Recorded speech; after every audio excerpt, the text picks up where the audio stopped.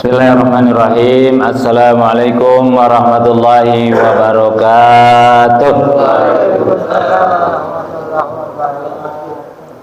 Alhamdulillahilladzi hadana lihada wa ma kunna linahtadiya laula an hadanallah. Asyhadu an la ilaha illallah wahdahu la syarikalah wa asyhadu anna sayyidana wa nabiyyana Muhammadan abduhu wa rasuluh. Allahumma fassalli wa sallim wa barik ala sayyidina maulana Muhammadin wa ala alihi wa sahbihi ajma'in. Subhanaka la ilma lana illa ma 'allamtana innaka antal alimul hakim. Rabbi syrah li sadri wa yassir li amri wahlul 'uqdatam min lisani yafqahu qawli, amma ba'd. Hadratal muhtaramin yang sama-sama kita hormati, Ketua DKM Mushola Nurul Falah Bapak Syed Siddiq, Bapak RT Acang, Bapak Yusribal, ada orangnya, dan bapak-bapak yang lainnya yang tidak kami sebutkan satu persatu, namun tidak mengurangi rasa hormat dan ta'zim kami.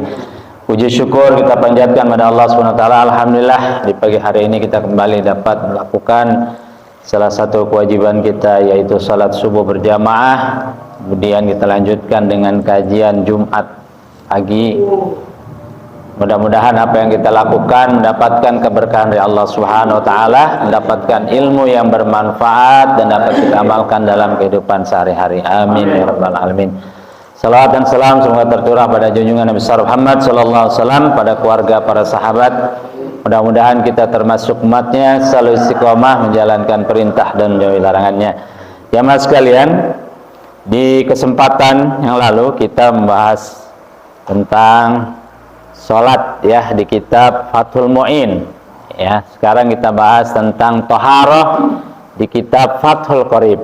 Ini bawahnya lebih simpel, versi bahasa Arabnya lebih simpel ya. Pagi hari ini kita akan berbicara membahas tentang ahkamut toharoh ya, hukum-hukum toharoh. Di dalam kitab ini dijelaskan at-taharatu bi fathit ta lughatan an-nazafah. Taharah bi fathit ta, jadi tulisannya at-taharatu. Ya, ta-nya fathah barisnya. Lughatan secara bahasa an-nazafah. Taharah artinya nazafah. Nazafah artinya bersih atau kebersihan. Jadi kalau ada orang itu sudah bertaharoh, berarti dia sudah bersih, dia sudah suci dan bersih. Makanya di samping kita membahas tentang sholat, maka sebelumnya kita bahas tentang toharoh ya, tentang bersuci, tentang bersih-bersih. Islam luar biasa mengajarkan kebersihan ya. Innallaha yuhibbut tawwabin wa yuhibbul mutatahhirin. Sesungguhnya Allah mencintai orang-orang yang selalu bertaubat, suka bertaubat. Wa yuhibbul mutatahhirin, dan orang-orang yang suka bersuci, bersih-bersih. Ya, bersih itu ya ada bersih badan, ya, jasmani, rohani, termasuk bersih hati, termasuk bersih pikiran. Tapi kalau di dalam ini tentang kita mau sholat, berarti bersih badan kita agar kita boleh melaksanakan ibadah. Wa taharatu istilahan ya. Fa fiha tafasiru katsirah. Kalau secara istilah taharah itu banyak tafsirnya, banyak maknanya ya. Minha, diantara arti taharah secara istilah itu adalah qauluhum fi'lun ma nustabahu bihi as-salah. Di antara arti dari taharah secara istilah itu adalah perbuatan di mana kita diperbolehkan dengan taharah itu, diperbolehkan untuk melakukan ibadah salat ya. Aimin wudu'in wa ghuslin wa tayammumin. Di antara taharah bersuci itu diantaranya adalah ya wudu, ya, ghusl, mandi, bukan mandi-mandi biasa. Ada perbedaan antara ghusl sama istihmam. Ya. Kalau dalam bahasa Arab tuh seperti itu bedanya. Kalau istihmam itu mandi biasa. Biasanya kalau di pondok itu ditanya, "Ilaina anta ya Syafi'i?" "Kai mau kemana?" "Ana uridul istihmam." Saya pengen mandi. Biasanya istihmam itu adalah mandi biasa. Ya, mandi biasa. Tapi kalau ghusl itu biasanya mandi untuk bersuci daripada hadas besar. Baik mandi junub tuh. Ya, ghusl. Sama kalau perempuan juga kalau dia mandi daripada setelah haid, ghusl namanya. Jadi istilahnya beda, ghusl dengan istihmam. Ya. Jadi taharah secara istilah itu perbuatan yang mana kita diperbolehkan dengan bersuci itu kita diperbolehkan ibadah salat. Ya, taharah itu diantaranya yaitu dengan kita berwudu, mandi, tayamum dan juga tayamum. Ya. Berwudu, mandi, tayamum. Jika ada air maka kita bersucinya, taharahnya dengan berwudu, dengan mandi. Tapi nanti kalau tidak ada air, tidak bisa berwudu, tidak bisa mandi, maka diganti dengan tayamum. Maka dari istilahnya saja, tayamum itu adalah pengganti. Ya, nawaitu tayammuma listibahati fardis salah lillahi ta'ala, atau listibahati salah fardul lillahi ta'ala.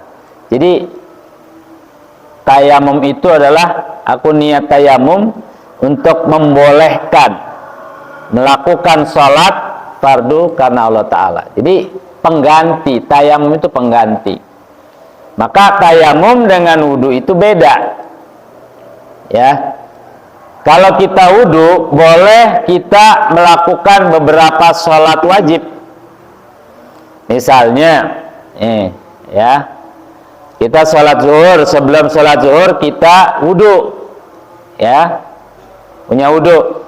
Sampai asar kita belum batal, maka tidak usah wudu lagi, langsung sholat asar.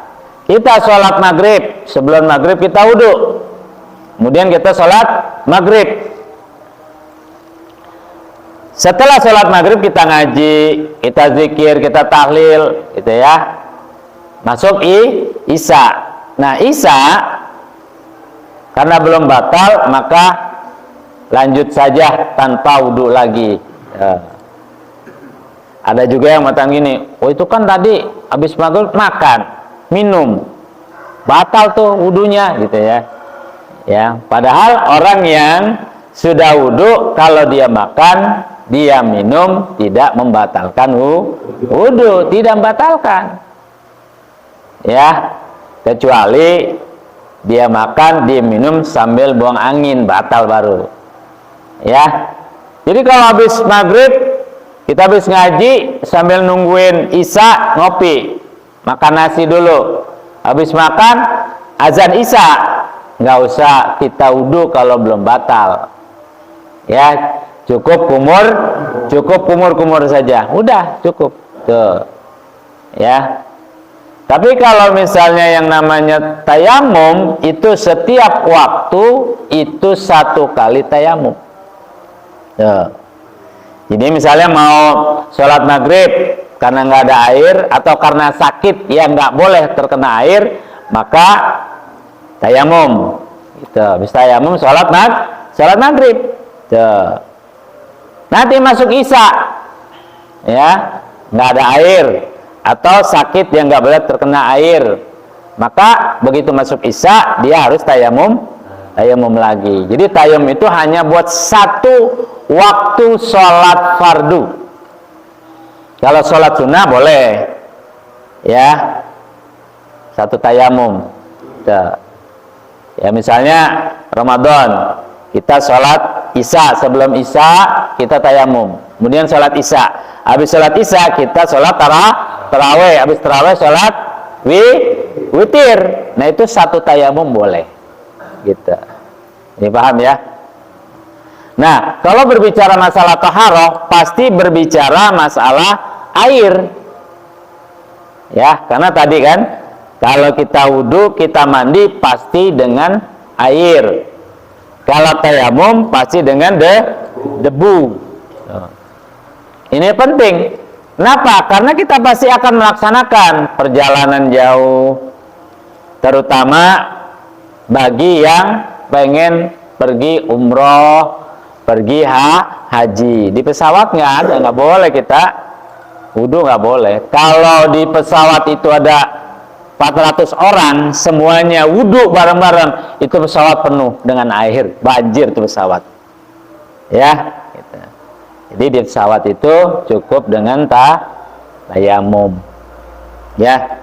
Mudah-mudahan bisa langsung praktek nih, ya. Berangkat semuanya nih, jamaah Mushola Nurul Qulub, berangkat semuanya pergi umroh, ya. Mudah-mudahan bisa praktek, ya.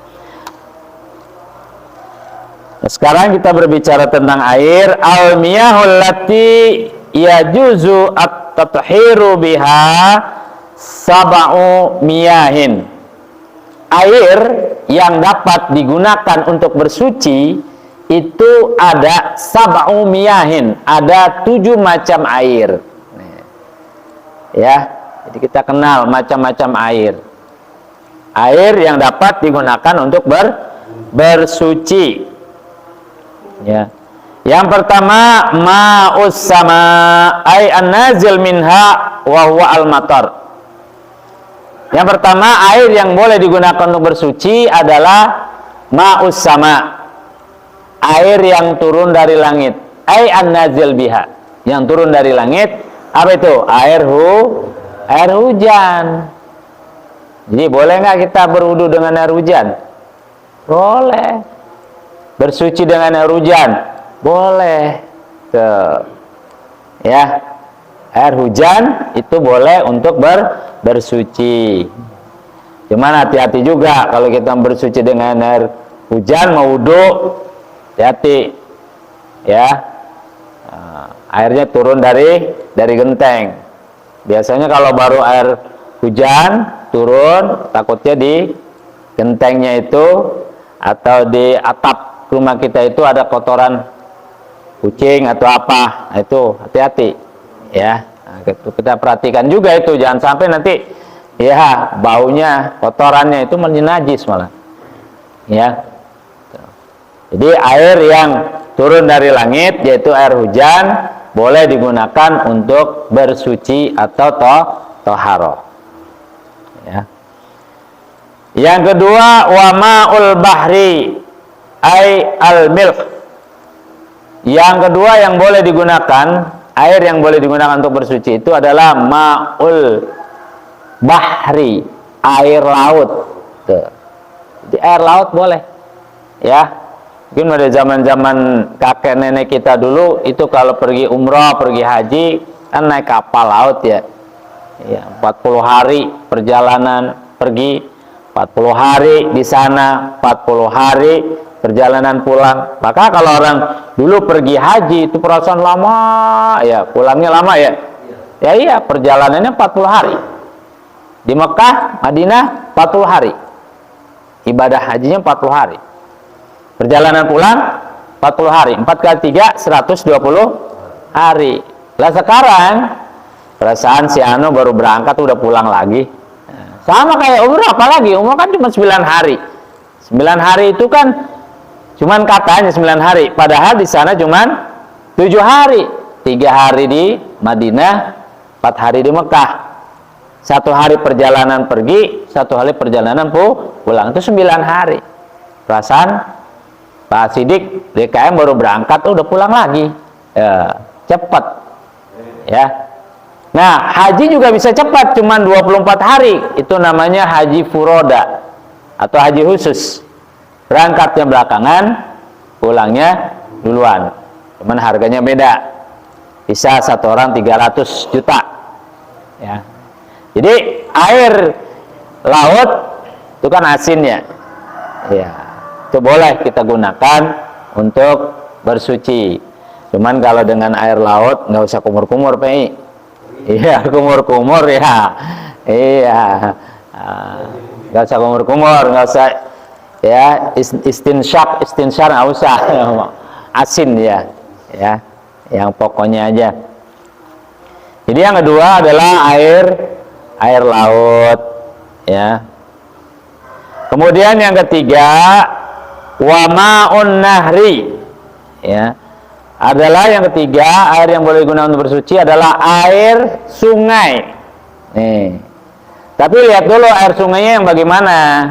Kalau sekarang kan sungainya rata-rata airnya sudah keruh, coklat, warnanya hitam ya. Air sungai yang boleh digunakan adalah air yang masih jernih, yang bersih. Kalau daerah sini udah nggak ada sungai yang bersih, udah nggak ada. Kalau daerah Bogor sono tuh, daerah Sukabumi, daerah-daerah di Jawa masih ada itu ya, airnya bersih ya, bahkan kalau ada ikan kelihatan ikannya ya, itu boleh ya, air sungai yang masih bersih. Kalau warnanya udah coklat, udah hitam, itu nggak boleh.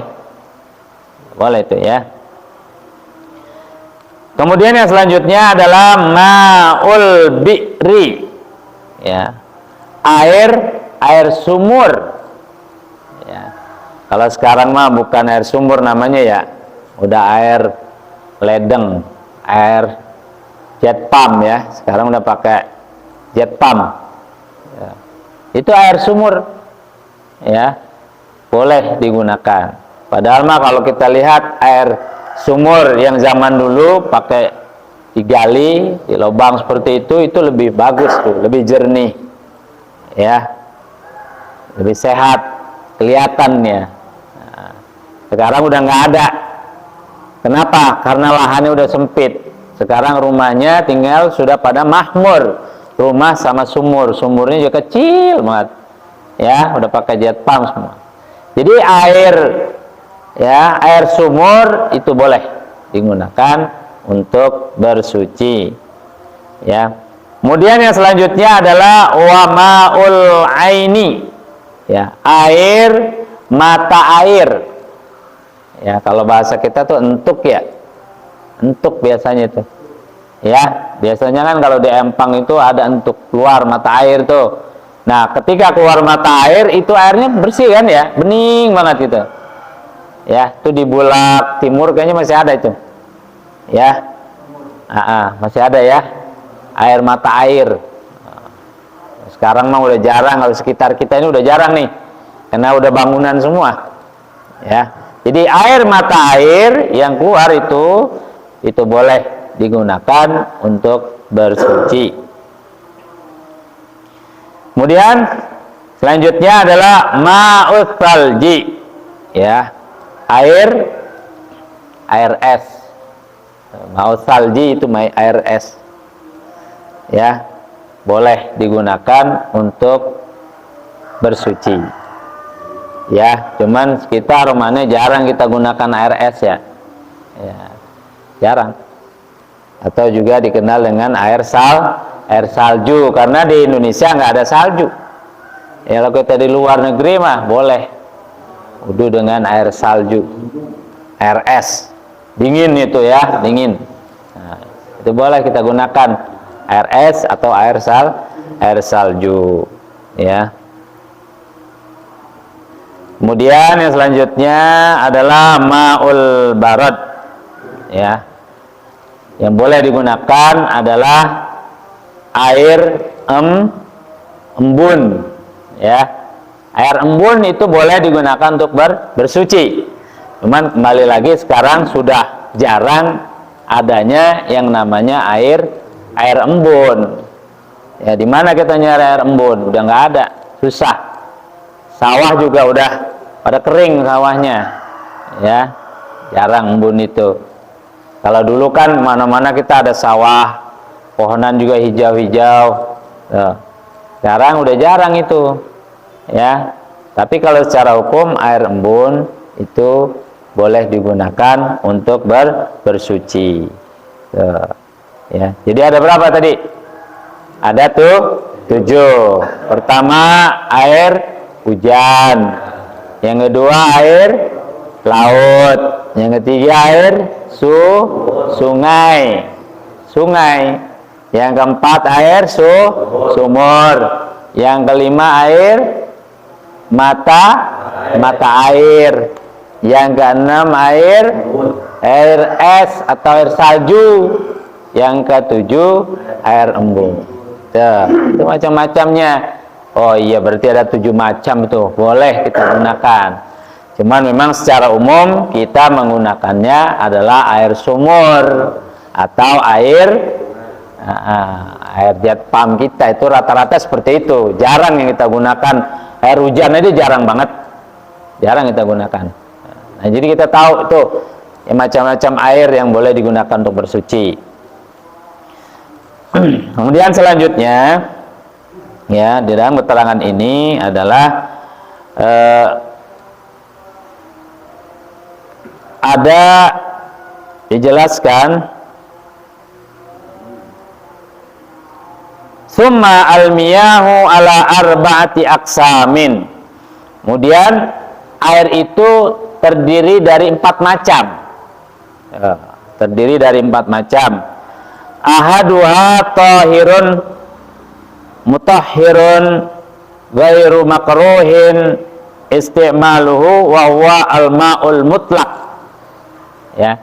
Dari macam-macam air itu, ya kan, dari 7 macam itu ada terbagi lagi tuh air jadi 4 bagian. Yang pertama itu adalah tahirun, suci. Ya. Air yang suci, mutahhirun, dapat mensucikan. Ghairu makruhin isti'maluhu, tidak makruh digunakannya. Jadi air ini suci, mensucikan, tidak makruh digunakannya. Ya. Wa huwa al-ma'ul mutlaq. Jadi air yang suci mensucikan itu adalah air mutlak. Air mutlak itu. Ya, suci mensucikan. Ya. Jadi air yang pertama adalah air yang suci mensucikan, yaitu air mutlak. Dia air ini mutlak, suci mensucikan, bisa digunakan untuk bersuci karena dia suci dan mensucikan, tidak makruh untuk digunakannya. Ya, itu tadi air yang mutlak tadi itu. Air hujan, air sumur, air laut, air sungai, itu asalnya air mutlak, suci mensucikan. Ya, dia suci dan bisa dipakai untuk bersuci. Itulah yang namanya air mutlak. Atsani tahirun mutahhirun makruhun isti'maluhu wa huwa al-ma'ul musyammas.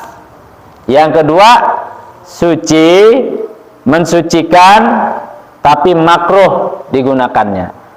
Kalau yang pertama suci mensucikan, tidak makruh menggunakannya. Ya, itu ma'ul mutlak namanya. Kalau yang kedua adalah suci mensucikan, makruh menggunakannya. Ya.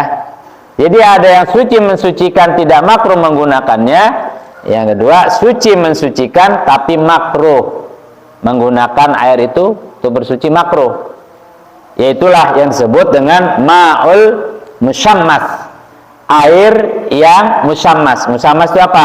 Air yang terjemur matahari. Itu juga yang terjemur matahari tanpa ada tutup, tanpa ada tutupnya, yang langsung kena matahari.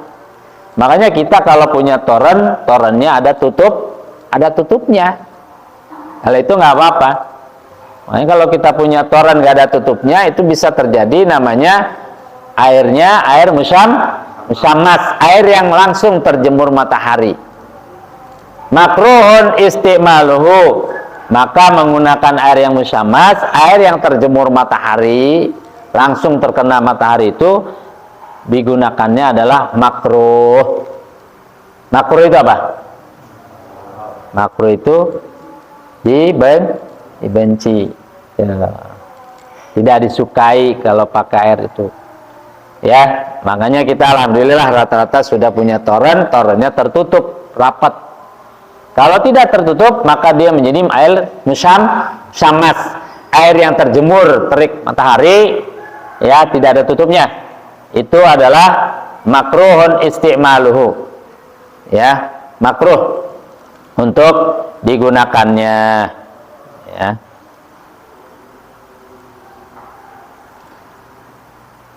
Kemudian yang selanjutnya, ya, yang ketiga, atalis tahirun ghairu mutahhirin li ghairihi wa huwa al-ma'ul musta'mal. Yang ketiga adalah air yang suci ghairu mutahhirin, tidak mensucikan. Ya. Kalau yang pertama dan kedua itu suci mensucikan, ya, tidak makruh digunakan. Yang kedua suci mensucikan, makruh digunakannya. Yang pertama suci mensucikan tidak makruh, ma'ul mutlak. Kedua suci mensucikan, makruh menggunakannya, namanya al-ma'ul musyammas, air yang terjemur matahari. Yang ketiga tahirun ghairu mutahhirin, suci tapi tidak bisa mensucikan, ya, suci tapi tidak mensucikan, tidak bisa dipakai bersuci, ya. Wa huwa al-ma'ul musta'mal, air yang sudah terpakai, ya, air yang sudah terpakai itu suci tapi tidak bisa mensucikan. Tuh. Ya, misalnya gini, kita wudhu, biasa kan kita kalau wudhu pakai ember di bawahnya itu, ya, sayang nih air wudhu kebuang-buang gitu, ya, kita pakai itu bawahnya pakai bak atau ember, ketika kita wudhu kita taruh, ya, sehingga air wudhu kita jatuh ke tempat yang kita itu, ke ember atau ke bak. Nah itu namanya airnya sudah mustakmal, ya, itu airnya suci tapi tidak bisa lagi digunakan untuk bersuci, tidak lagi bisa digunakan untuk berwudu lagi. Kenapa? Kalau udah mustakmal, udah kepake itu. Atau diambil contoh gini, kita misalnya nggak punya toren. Biasanya kalau yang nggak punya toren, nampung air, ya, di ember atau bak yang agak gede itu, ya, kita tutup. Nanti ketika kita mau wudhu, kita pakai gayung. Ketika kita wudhu pakai gayung, kita basuh muka, nah air percikan dari muka itu kena masuk ke dalam situ, itu sudah mustakmal itu. Yang di ember itu, karena ketika kita wudhu, cipratannya ke situ, itu sudah mustakmal namanya. Nggak boleh pakai berwudhu atau bersuci. Ya. Maka caranya bagaimana? Kalau kita pakai gayung, itu air ya di ember, di bak, kita tutupnya, kita buka, kita ambil pakai gayung, dan tutup lagi, atau agak jauhan kita wudhunya, sehingga percikan ketika air bekas wudhu itu nggak masuk lagi ke tempat itu. Kalau masuk ke situ berarti itu mustakmal. Tuh, ya, nggak bisa untuk bersuci, nggak boleh buat berwudhu, nggak boleh buat mandi hadas besar. Bagaimana kalau buat ngerendam pakaian? Boleh itu mah. Ngerendam pakaian boleh. Karena ngerendam pakaian kan dari situ kita bilas lagi, ya kan? Itu. Atau kita pakai buat menyiram tanaman, boleh. Yang tidak boleh, karena itu dia mustakmal, sudah terpakai, maka tidak boleh untuk bersuci. Tidak boleh untuk berwudu, tidak boleh untuk mandi. Makanya harus hati-hati. Ya, kadang-kadang teledor. Udah sama kalau di kamar mandi kita itu apa namanya, kolamnya kecil tuh, ini kadang-kadang kolamnya sekarang kecil gitu, ya, ya. Nah, kalau kita wudhu kemudian cipratannya masuk ke kolam itu, maka air itu udah mustakmal. Biasanya kan kolamnya kecil, ya. Nah, ini perlu hati-hati, jangan sampai kita wudhunya tidak sah, itu, ya. Yang terakhir adalah ma'u najasin atau ma'al mutanajis, air yang terkena najis. Nah, ini udah jelas. Kalau air terkena najis, maka tidak boleh untuk bersuci. Ya. Punya bak, maka masukkan najis, ya. Misalnya kotoran cicak, tikus, ya, bangkai tikus masuk, atau kotoran yang lain kena najis, ya, itu berarti airnya air mutanajis, air yang kena najis. Maka air yang terkena najis itu tidak boleh digunakan untuk bersuci, ya. Jadi itulah 4 macam daripada macam-macam air. Jadi ada air mutlak, yang kedua air musyammas, yang ketiga apa tadi? Air mustakmal, yang keempat air mutanajis, air yang terkena najis. Jadi kalau air yang asalnya mutlak, suci mensucikan, dia suci bisa dipakai untuk bersuci. Yang kedua air yang musyammas, suci tapi makruh kalau digunakan, ya. Yang ketiga air yang suci tapi mustakmal, ya udah kepake, maka tidak bisa untuk bersuci. Yang keempat adalah air yang terkena najis, ya. Ya, karena kita hidup ini dalam kehidupan sehari-hari 24 jam itu enggak bisa lepas daripada air. Al-ma'u minal ma'. Kita dasarnya dari apa kita dasarnya? Lah iya air, kita ini dasar kita air. Iya. Dasar kita itu air, maka kita itu hidup nggak bisa lepas daripada air. Ya. Bahkan tubuh kita ini berapa persennya itu? Itu mengandung air. Ya. Makanya perlu kita perhatikan masalah air ini. Mudah-mudahan dengan kita tahu macam-macam air, ya, ini kita tahu bisa menggunakan untuk bersuci, ya.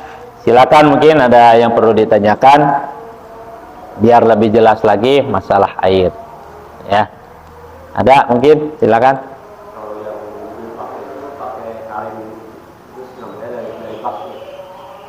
Dari bak gitu ya. Oh iya, kadang-kadang ada yang pakai kaleng dibolongin gitu ya. Iya, itu. Kalau misalnya kita pakai bak atau pakai ember yang dibolongin, atau zaman dulu ditimba ya, ditimba, terus ada kalengnya, dituang, terus kalengnya dibolongin, nggak apa-apa, yang penting tidak terkena tangan kita, gitu, ya. Jadi misalnya kita pakai kaleng atau misalnya ember yang dibolongin, kita buat berwudu boleh. Yang penting ketika ngambilnya itu tidak terkena tangan kita. Kalau sudah terkena tangan kita, anggota badan kita, berarti sudah mustakmal. Contoh yang seperti dulu itu, ya, ada tempat wudunya yang dibolongin, ember atau kaleng, kita nimba. Begitu kita nimba, airnya kita tuang ke situ. Yang penting ketika kita ambil itu tidak kena tangan kita. Kalau yang dari bak bagaimana? Kalau dari baknya kecil, maka dia tidak boleh terkena. Itu kena tangan, itu jadi mustakmal. Tuh, ya. Beda dengan zaman dulu, masjid-masjid zaman dulu itu punya kolam gede ya. Jadi kalau kita mau datang ke masjid, kita di situ aja. Kakinya dimasukin di situ, wudunya di situ. Kenapa? Karena airnya banyak. Istilah fikih itu adalah lebih daripada 2 kula. 2 kula itu kurang lebih 500 liter. Lebih dari 2 kula, lebih dari 500 liter, air banyak tuh, bisa 1000 liter. Makanya orang dulu ya di situ, wudu di situ, kadang ceburin aja air di situ. Ntar datang lagi, wudu lagi di situ. Itu nggak apa-apa, lebih dari 2 kula. Nah, kalau di rumah kita udah rumahnya sempit, baknya kecil, diserok lagi pakai tangan, kena tangan, nggak boleh itu mustakmal, ya. Sama dengan yang tadi itu, pakai gayung. Kalau kita nampung di ember, yang penting nggak kena tangan, ya, karena nggak punya toren, tampung di ember, tutup. Ntar ketika kita wudu, kita buka pakai gayung yang panjang, gayungnya kita serok tuh, terus ditutup lagi, wudu, supaya nggak cipratannya masuk ke situ, itu ya. Nah, ini kadang-kadang orang kurang perhatikan, masalah sepele itu, Tuh, hati-hati. Ya. Ada lagi silakan. Kalau nggak ada, ya. Alhamdulillah pada paham. Cuman memang nanti mungkin Pak Acang nih mudah-mudahan ya sudah mengalami juga pergi umroh, bisa berangkat lagi gitu ya. Luar biasa ya. Nah di sanalah kita itu praktek ya, di pesawat gitu. Ya. Bahkan nanti ketika kita di Masjidil Haram terutama itu, kita naik di lantai 4. Kenapa kita batal? Kalau kita turun lagi, itu kan tempat wudhunya, kamar mandinya di bawah itu jauh, ya, udah nggak dapat lagi ke atas, ya. Mungkin Nabi juga pengalaman dulu 2016 udah sampai di atas, paling rooftop paling atas, ada yang batal, nggak mungkin dia turun lagi, airnya wudhunya dengan air zam-zam, keren itu, wudhunya kayak air zam-zam, ya. Makanya nanti kalau kita perjalanan kayak kita ziarah, ya, Wali Songo atau ziarah kemanapun, terutama kita pergi umroh, nanti kan di situ kita praktek, ya. Nah, nanti mungkin kita juga perlu belajar masalah jamak dan kosor dan jamak, itu penting, karena kita ini kan sering jalan, ya, sering ziarah, sering pulang kampung, pergi kemana-mana, tahu tata caranya, gitu. Apalagi kalau kita perginya naik bis umum, nah itu kan nggak mungkin, bang berhenti bang, saya mau sholat dulu, ditinggal kita, ya kan, gitu. Nah kalau pakai bis umum bagaimana? Ketika berhenti, kan biasanya berhenti tuh makan ya, cepet-cepet deh tuh. Kalau berhenti makan, cepet-cepet kita ke kamar kecil dulu, kita wudhu, habis itu kita sholat, kosor dan jamak, gitu kan. Habis itu baru kita makan. Tenang kita. Kadang kan orang nggak begitu berhenti langsung pada madang, langsung pada makan, ngopi, habis itu baru sholat. Kurang diperhatikan itu. Iya, kadang-kadang lupa nggak sholat. Nah, makanya kalau kita udah tahu macam-macam air, tata cara bersuci, dimanapun kita akan terus melaksanakan ibadah. Ya, alhamdulillah selesai sudah kajian kita tentang air di pagi hari ini. Mudah-mudahan bermanfaat buat kita dan ilmunya dapat kita amalkan dalam kehidupan sehari-hari, sehingga makin hari makin baik ibadah kita, makin sesuai dengan tuntunan ajaran yang diajarkan oleh Rasulullah SAW berdasarkan sunnah dan kitab Allah Subhanahu Wa Taala. Demikian, mari sama-sama kita berdoa. Ya, sebelum tutup, mari kita doakan teman-teman kita yang masih kurang sehat, mudah-mudahan diangkat penyakitnya oleh Allah Subhanahu Wa Taala. Juga teman-teman kita yang memberikan ya sekedar konsumsi buat konsumsi kita, mudah-mudahan apa yang dikeluarkan ya diganti oleh Allah Subhanahu Wa Taala. Yang ketiga, doakan ya guru kami ya Kiai Haji Zainal Mustafa, itu guru kami yang dulu biasanya kami ikut beliau ya. Kemarin beliau meninggal karena beliau ini ustadz yang dari masjid ke masjid rajin kuliah subuh. Meninggalnya di masjid, Pak. Ya, habis ngaji tiba-tiba beliau tiduran gitu, mungkin puyeng, langsung meninggal. Kita ucapkan inna lillahi wa inna ilaihi rajiun. Beliau ini termasuk guru senior ya, di rumahnya di Jagakarsa, meninggalnya di masjid. Kita doakan Kiai Haji Zainal Mustafa, mudah-mudahan wafatnya dalam keadaan husnul khatimah, mudah-mudahan ilmu yang telah beliau amalkan, beliau ajarkan kepada jamaahnya bermanfaat dan merupakan jadi ilmu yang bisa diamalkan oleh para jamaah. Dan kita doakan mudah-mudahan beliau benar-benar diterima amal ibadahnya, dimaafkan segala kehilafannya, ditempatkan di sisi Allah tempat yang mulia. Al-hadini al-Fatihah. A'udzubillahi minasyaitonirrajim. Bismillahirrahmanirrahim. Alhamdulillahirabbil alamin, arrahmanir rahim, maliki yaumiddin. Iyyaka na'budu wa iyyaka nasta'in. Ihdinas siratal mustaqim. Siratal ladzina an'amta 'alaihim ghairil maghdubi 'alaihim waladdallin. Amin. Allahumma fil Fatihah, sirril Fatihah, karamatil Fatihah, bihaqqi man unzilat ala suratul Fatihah, tahlana abwabal khair wa abwabal barakah wa abwabas sihhah wa abwabal afiyah wa abwabar rizqi wa abwabat taufiq wal hidayah wa abwabal istiqamah wa abwabas sa'adati fid darain lana wa li ahbabina wa li azwajina wa li qarabatina wa li jamaatina Allahumma tsabbitna bil iman, tsabbitna bil Islam, tsabbitna bit tauhid, tsabbitna bil ma'rifah, wa tsabbit imanana min dari dunya ila daril akhirah. Da'wa fiha subhanakallahumma wa tahiyyatun fiha salam wa akhiru da'wana anil hamdulillahi rabbil alamin. Subhanakallahumma bihamdika asyhadu an la ilaha illa anta astaghfiruka wa atubu ilaik. Assalamualaikum warahmatullahi wabarakatuh.